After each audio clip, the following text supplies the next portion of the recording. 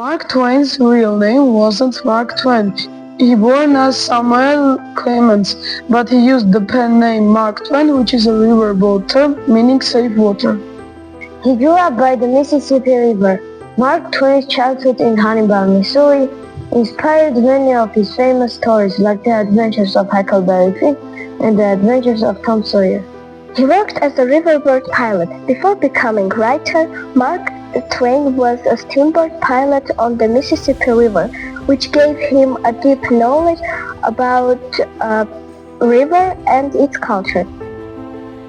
He once tried his luck in the gold rush. In his 20s, Mark Twain traveled to West California to search for gold, but failed. While there, he started writing newspapers instead. He was born and died with Halley's Comet. Mark Twain was born in 1835. The same year Halley's Comet passed the Earth. He predicted he would die when it came back, and he did in 1910, just one day after its return. He was a funny guy. Mark Twain was famous for his humor and wit. He once said, "Never let the truth get in the way of a good story." He loved cats. Mark Twain adored cats and often had several of them as pets. He even gave them funny names like Sour Mash and Zoroaster. He went bankrupt but bounced back. Twain lost a lot of money in a bad investment, but went on a worldwide lecture tour to earn it back, provided he never gave up. He was a world traveler. Mark Twain loved exploring and traveled to places like Europe, the Middle East, and Africa. He even wrote a book about his adventures called The Innocents Abroad. He was friends with famous people. Mark Twain was buddies with inventors like Nikola Tesla and even met Queen Victoria and other royalty during his travels. Now we'll read one of the most famous novels of Mark Twain, The Adventures of Tom Sawyer.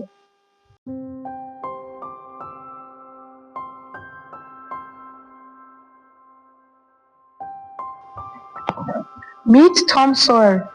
Tom! No answer. Tom! No answer. Where's that boy? Tom! No answer.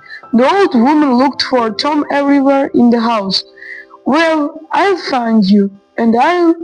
She went to the open door and she looked into the garden. No Tom. Tom! She shouted.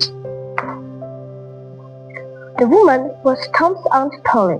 She heard something behind her. She turned quickly and she caught a small boy with her hand. There you are! Why were you in that closet? What did you do there? Nothing, answered the boy. Nothing? Look at your hands. Look at your mouth. What is it? What is that? I don't know. Well, I know. It's sugar. And you took it from the kitchen. Aunt Polly's hand was ready. I'll hit you, she said. Oh, Aunt, look behind you, shouted Tom. She turned and the boy ran out of the house. Aunt Polly started to laugh. That boy, she thought. He always does something different to me, and I never learn. How can I learn? He makes me angry, but then he makes me think or he makes me laugh. Then I can't hit him, and he knows it. He's my dead sister's son, and I love him. I'm his parent now, and I want to be the best parent for him. But how can I? Parents must punish their children. He thinks a child makes him a good person, but he thinks Tom makes my heart sad. I don't want to hit him. Oh, what can I do? Aunt Polly made a plan. I'll make him work tomorrow, she thought. He won't like it because all the other boys have a holiday on Saturday. Saturday came and everyone was happy in the beautiful summer sun, but Tom had to work. Aunt Polly gave him a bucket of white paint and brush. Tom looked at the fence and he was not happy. The fence was high and very long. He put a little paint on the brush and then on the fence. Then he looked at his work. The white part was very small and the fence was very big. Tom sat down on the ground. Jim walked past with a water bucket. Young Jim lived with Tom's family, and it worked for them. Today he had to get the water. Tom did not like that job, but it was better than painting. Jim, I'll get the water for you. Will you paint the fence? I can't, said Jim. Your aunt told me, she said, don't paint the fence for Tom. Don't be frightened of her, Jim. I'll get the water quickly and she'll never know. Oh no, I can't, she'll hit me. Aunt Polly never hits anyone hard, said Tom. She only hits you on the head and that's nothing. Jim, I'll give you this ball. Jim began to think about it. He put the bucket on the ground and he took the ball in his hand, but he could not keep the ball because Aunt Polly came out of the house with a shoe in her hand. Jim quickly ran away with his bucket.